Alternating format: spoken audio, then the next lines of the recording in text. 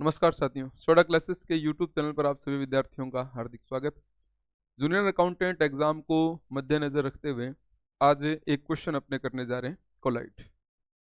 हालांकि कोलाइड हम लोगों ने हमारे कोर्स में रिकॉर्ड भी कर रखा है, लेकिन यूट्यूब के विद्यार्थियों के लिए कोलाइडल जो प्रॉपर्टीज होती हैं और कोलाइड जो फेज होती हैं उनके बारे में मैं आपसे बात करने के लिए उपस्थित हूँ। ठीक है, बहुत शानदार टॉपिक है और क्वेश्चन आने की उम्मीदें मतलब 90% से भी ऊपर है।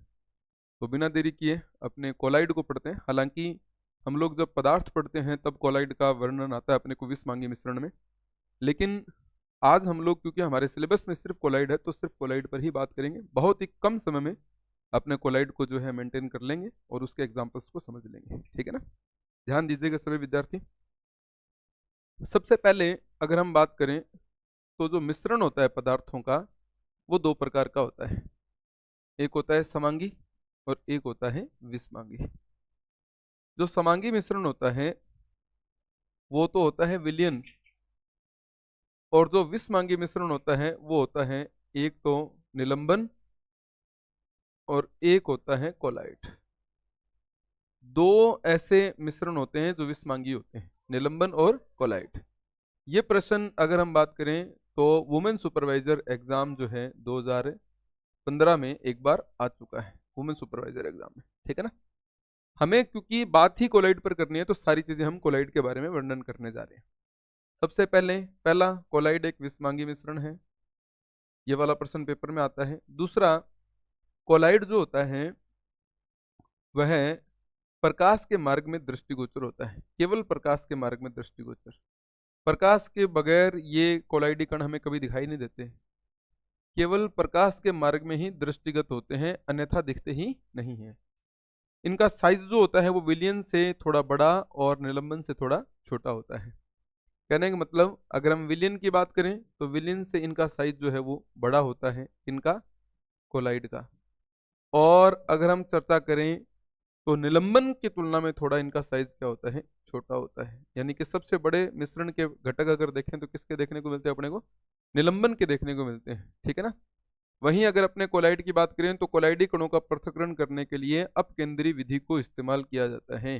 अपकेंद्री विधि, प्रकाश के मार्ग में चमकने का कोलाइडी कणों का जो ये गुण होता है, प्रकाश में चमकना, ये जो इनका गुण होता है, इस गुण को एक टिंडेल नामक वैज्ञानिक ने खोजा था, इसलिए इसे टिंडेल प्रभाव के नाम से जाना जाता है। ठीक है ना, प्रकाश में चमकने गुण के कारण हम इसे टिंडेल प्रभाव के नाम से जानते हैं। ये एग्जाम्पल ठीक वो एग्जाम्पल है जो आप अपने घरों में देखते हैं कि जैसे किसी बंद कमरे में आप कभी झाड़ू निकालते हैं और वहां पर धूल या मिट्टी के गर्द हवा में उठती है तो हमें दिखाई नहीं देती है, लेकिन ये धूल या गर्द हमें तब दिखाई देती है जब रोशनदान से कोई शक्तिशाली प्रकाश पुंज प्रवेश कर रहा हो। जैसे रोशनदान से कोई प्रकाश घर में एंटर कर रहा होता है अपने कमरे में, तो उस प्रकाश के मार्ग में ये जो गर्द होते हैं, ये जो धूल के कण होते हैं, वो चमकते हुए दिखाई देते हैं। बस कोलाइडी कणों के इसी चमकने के गुण को हम क्या कहते हैं, इसी चमकने गुण को अपने टिंडेल प्रभाव कहते हैं। क्योंकि इसकी खोज टिंडेल नामक साइंटिस्ट ने की थी, इसलिए हम इसे टिंडेल प्रभाव के नाम से जानते हैं। ठीक है ना, अब एक बात सुनो, जो कोलाइड होता है उसका निर्माण, ध्यान देना भाई, जो कोलाइड होता है उसका निर्माण दो घटकों से होता है। एक होता है परिक्षिप्त प्रावस्था, परिक्षिप्त प्रावस्था, और एक होता है परिक्षेपण माध्यम। एक परिक्षिप्त प्रावस्था होता है और एक परिक्षेपण माध्यम होता है। ठीक है ना, ये दोनों बातें ध्यान देना। परिक्षिप्त प्रावस्था जो है वो कम मात्रा में होती है और परिक्षेपण माध्यम अधिक मात्रा में होता है। ठीक वैसे ही जैसे किसी विलयन के अंदर विलय जो है अर्थात जो घुलता है, घुलने वाला, वह कम मात्रा में होता है, और जो विलायक होता है वो क्या होता है, अधिक मात्रा में होता है। तो यह तो प्रावस्था तो विलय की भांति व्यवहार करती है, और जो परिक्षेपण माध्यम होता है वो विलायक की भांति व्यवहार करता है, जो अधिक मात्रा में हम लोग यूज करते हैं ये चीज। तो इस तरीके से हम कोलाइड को वर्गीकृत करते हैं परिक्षिप्त प्रावस्था और प्रक्षेपण माध्यम में। इस दुनिया में कोलाइड बहुत प्रकार के होते हैं, जैसे एरोसोल प्रकार के कोलाइड होते हैं, सोल प्रकार के कोलाइड होते हैं, फोम प्रकार के कोलाइड होते हैं, जेल प्रकार के कोलाइड होते हैं, ठोस सोल प्रकार के कोलाइड होते हैं, इमल्सन प्रकार के भी कोलाइड होते हैं। मैं आपको मुख्य रूप से एक एक दो दो एग्जाम्पल आपको करवा रहा हूँ, और ऐसे ही पेपर में हमारे प्रश्न पूछा करते हैं। जैसे सबसे पहले है एरोसोल। एरोसोल वो होता है जो हवा में उड़ता है। वह मिश्रण जो हवा में उड़ने का गुण रखता है उसे हम एरोसोल कहते हैं। एरोसोल इस दुनिया में दो प्रकार के हैं, एक जैसे बादल हो गया, कोहरा हो गया, कुहासा हो गया, एक तो ये, और एक एरोसोल होता है कौन सा, जैसे धुआं हो गया। तो इस तरीके से हम एरोसोल को दो भागों में बांटते हैं, यानी कि दो प्रकार के एरोसोल इस दुनिया में हैं, एक बादल एक धुआं। दो एग्जांपल से आप इसको बेटर समझेंगे। हालांकि इंपॉर्टेंट जो इसमें कोहरा माना जाता है, ये एग्जाम में आता भी है, मेरे 2017 के सेकंड ग्रेड में क्वेश्चन आ रखा है एक बार। तो अगर हम कोहरे की बात करें तो कोहरे में पदार्थ की कौन सी दो अवस्थाएं आती हैं, यानी कि किसी भी कोलाइड का निर्माण अगर होता है तो वह पदार्थ की दो अवस्थाओं के आपस में मिश्रण से प्राप्त होता है, जैसे कि ठोस, द्रव, गैस। अभी दो ठोस हो सकते हैं, दो गैस हो सकते हैं, दो द्रव हो सकते हैं, एक ठोस एक द्रव हो सकता है, एक ठोस एक गैस हो सकती है, एक द्रव एक ठोस हो सकता है, एक द्रव एक गैस हो सकती है। इस तरीके से जब दो अवस्थाएं आपस में मिलती है तो किसी एक प्रकार के कोलाइड का निर्माण होता है। जैसे मैंने अभी आपको एरोसोल बताया, इसमें जैसे हम कोहरे की बात करें तो कोहरे में क्या होता है, एक तो द्रव होता है और दूसरा क्या होती है, गैस होती है। एक द्रव और दूसरा गैस। अब प्रश्न ये है कि बादल हवा में उड़ता है इसलिए गैस तो क्या होगी, ज्यादा होगी, और दूसरा कि बादल में पानी होता है अर्थात द्रव होगी। सही है ना। और कोहरे में अगर आप धुंध देखते हैं, अभी दिसंबर का महीना चल रहा है तो आपने देखा होगा कि अभी बहुत ज्यादा धुंध है, बहुत ज्यादा कोहरा है, सर्दी बहुत ज्यादा है। तो हमारी हवा में द्रव के कुछ बूंदें तैरती हैं, और वो किस वजह से हवा में तैरती है, बिकॉज ऑफ गैस। इसका मतलब गैस ज्यादा है, द्रव कम है, और हवा में वही उड़ेगा जिसमें गैस ज्यादा होगी और द्रव कम होगा। इसका मतलब जो कम होगा, मैं आगे एक्सप्लेन करता हूं, जो द्रव है वो कम है, और हमने पढ़ा जो कम होता है वह परिक्षिप्त प्रावस्था होता है। जो कम होता है वह परिक्षिप्त प्रावस्था होता है, और जो अधिक है वो कौन है, गैस। और हमने पढ़ा कि जो अधिक होता है वो परिक्षेपण माध्यम होता है। अर्थात हम लोगों ने इस जगह पर एक बात तो श्योर पढ़ दी है कि एक तो है प्रावस्था और दूसरा है माध्यम। अर्थात कम जो है वो अधिक में है, यानी कि अधिक जो है वो कभी कम में नहीं जाता, कम हमेशा अधिक में जाता है। कहने मतलब द्रव है वो किस में है, गैस में है। तो इस लाइन को, जो कोहरा है, इस लाइन को हम कैसे एक्सप्लेन करते हैं, हमारी विज्ञान में हम ये पढ़ते हैं, द्रव गैस में परिक्षेपित है। अर्थात द्रव किस में है, गैस में परिक्षेपित होता है। इस तरीके से अपने माइंड को यूज करें और इसको समझने की कोशिश करें। वास्तव में कोलाइड बहुत इजी टॉपिक है, सिर्फ हमारा भ्रम होता है कि हम इसको समझने में कुछ गलतियां, कुछ त्रुटियां करते हैं, क्योंकि हम इसकी तरफ ध्यान नहीं देते हैं। और जब ध्यान देते हैं तो हमें लगता है ये तो कुछ भी नहीं था। जैसे धुएं की बात अगर अपने करें तो धुआं भी एक प्रकार का एरोसोल है। मैंने बताया बादल भी एरोसोल है, धुआं भी एरोसोल है, यानी कि एरोसोल के दो उदाहरण मैंने आपके सामने उठाए हैं। अब अगर धुएं की बात करें तो धुएं में द्रव तो होता ही नहीं है, गैस जरूर होती है, और दूसरा होता है ठोस। तो एक ठोस और दूसरा कौन है, गैस। हमें यह भी पता है कि ठोस क्या होगा, कम होगा, और गैस क्या होगा, अधिक होगा। जब गैस अधिक होगा इसी वजह से धुआं हवा में उड़ेगा। अगर ये बात स्पष्ट है तो हमें पता चल चुका है कि ठोस कम मात्रा में प्रक्षिप्त प्रावस्था के रूप में और गैस अधिक मात्रा में परिक्षेपण माध्यम के रूप में। हम ये बात भी जानते हैं कम हमेशा किस में होता है, अधिक में होता है। तो ठोस किस में होगा, गैस में। हम इस बात को कैसे लिखेंगे, ठोस गैस में परिक्षेपित है, ठोस गैस में परिक्षेपित है। ठोस किस में परिक्षेपित है, गैस में परिक्षेपित है।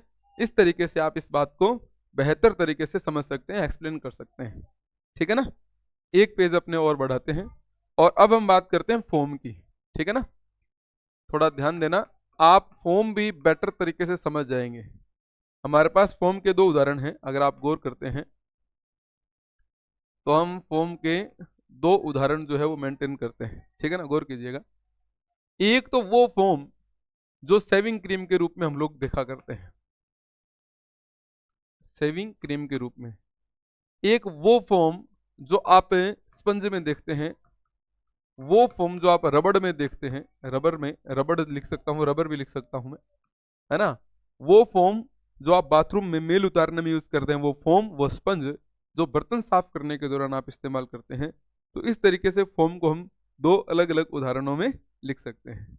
ठीक है, अब गौर कीजिएगा आप सभी, बहुत बेटर एग्जाम्पल्स हैं। देखिए, एक तो सेविंग क्रीम, अगर इसकी बात करें तो सेविंग क्रीम देखा होगा आपने, एक ऐसा वो स्प्रेयर सा होता है जिसको ऐसे दबाते उसमें से झाग बाहर निकलते हैं। मैं उस झाग की बात कर रहा हूँ।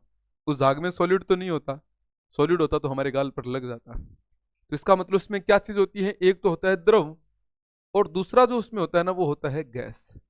फोम जो होता है उसमें एक गैस होती है, दूसरा द्रव होता है। प्रश्न ये है कि द्रव तो होता है अधिक मात्रा में और जो गैस होता है वो क्या होता है, कम मात्रा में। ये कम मात्रा में है, इसीलिए ये एक फोम है। अगर ये गैस अधिक मात्रा में होता, हवा में उड़ता है, तो हम इसे एरोसोल मान लेते। तो इसका मतलब जो गैस है वो तो है प्रवस्था, परिक्षेप्त प्रवस्था, और जो द्रव है वो है परिक्षेपण माध्यम। इस तरीके से हम इसको दो अलग अलग भागों में बांट सकते हैं। और इसी लाइन को अगर एक्सप्लेन करूंगा तो मैं ये लिखूंगा, गैस द्रव में परिक्षेपित है। गैस किसमें परिक्षेपित है, द्रव में परिक्षेपित है।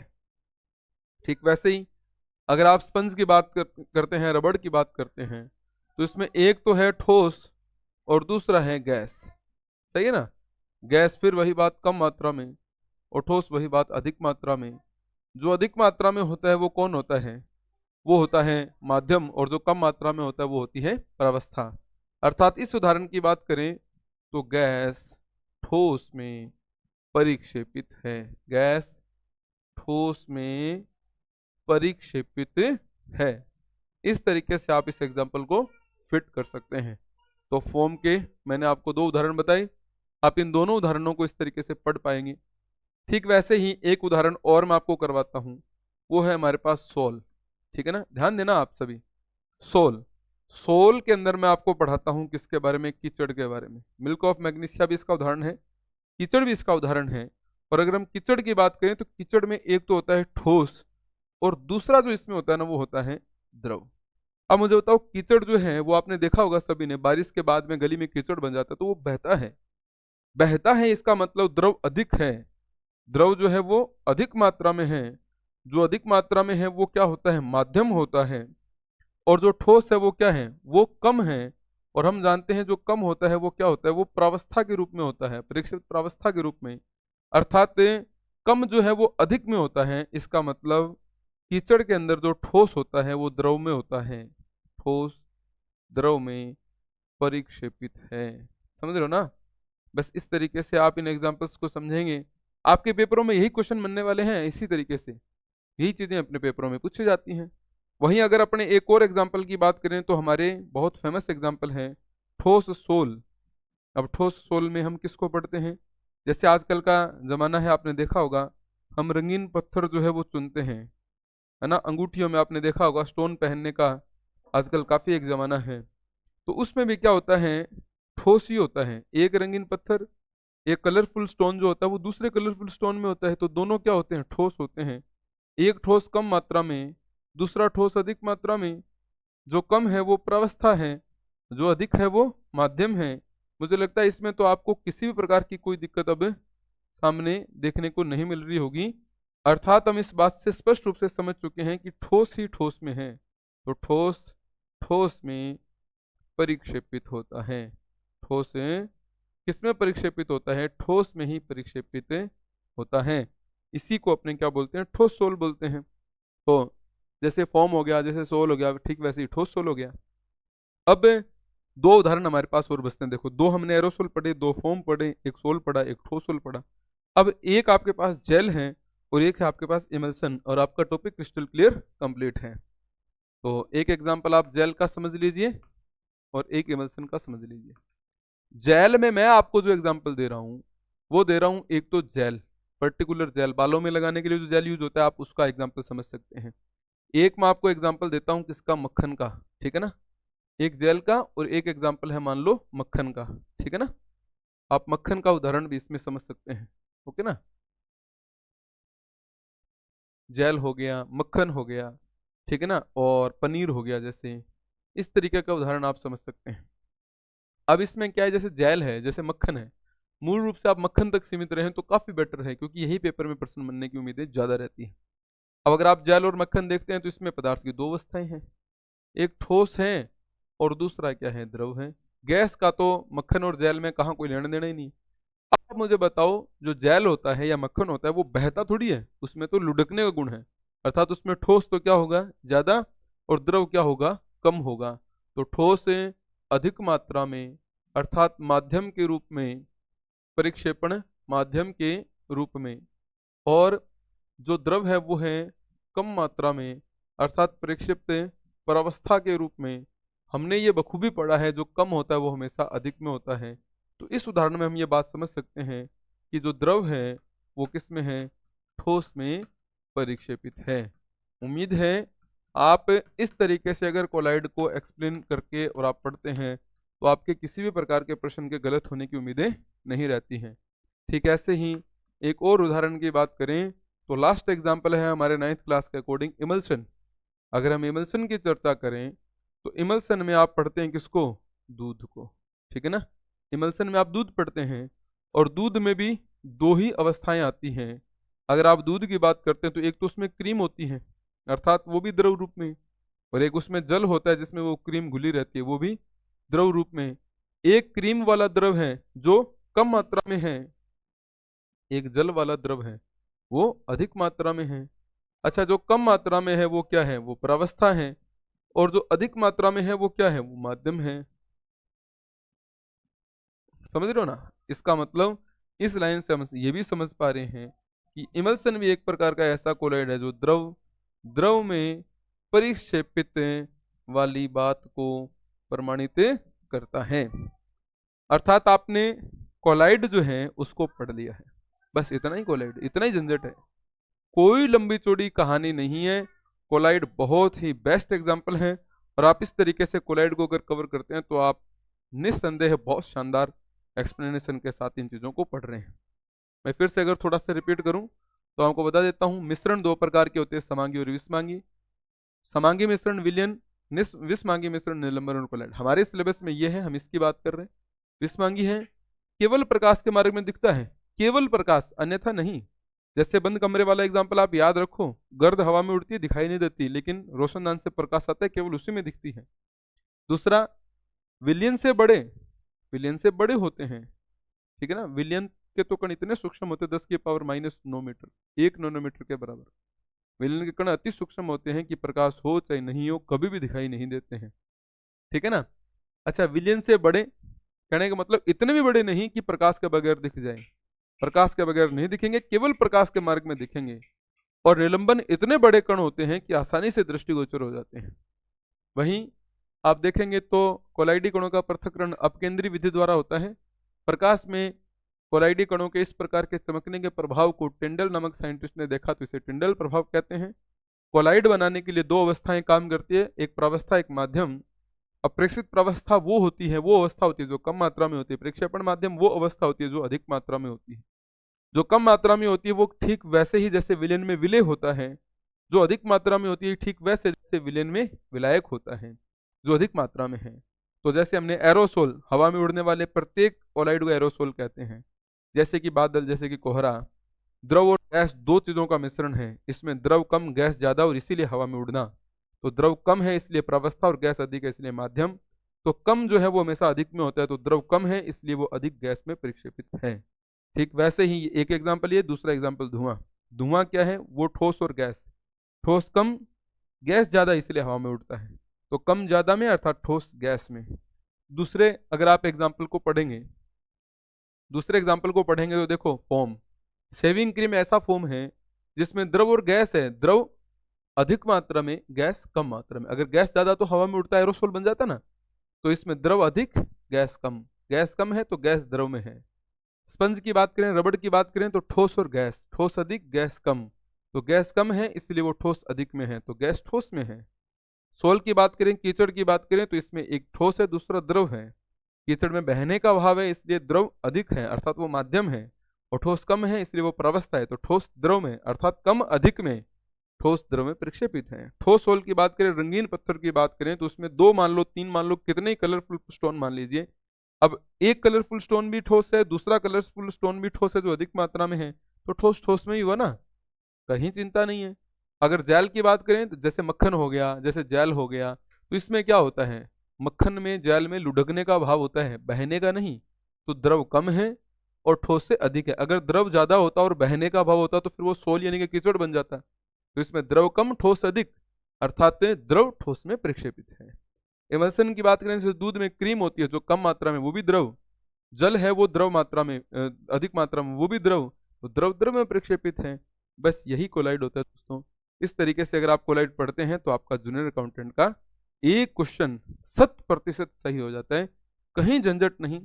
अगर आप कंप्लीट कोर्स की बात करते हैं तो आज ही सोडा क्लासेस ऐप डाउनलोड कीजिए, जुड़िए मुझसे साइंस के साथ और अपने साइंस के 25 प्रश्नों को कवर कीजिए और अपने सपनों को साकार कीजिए।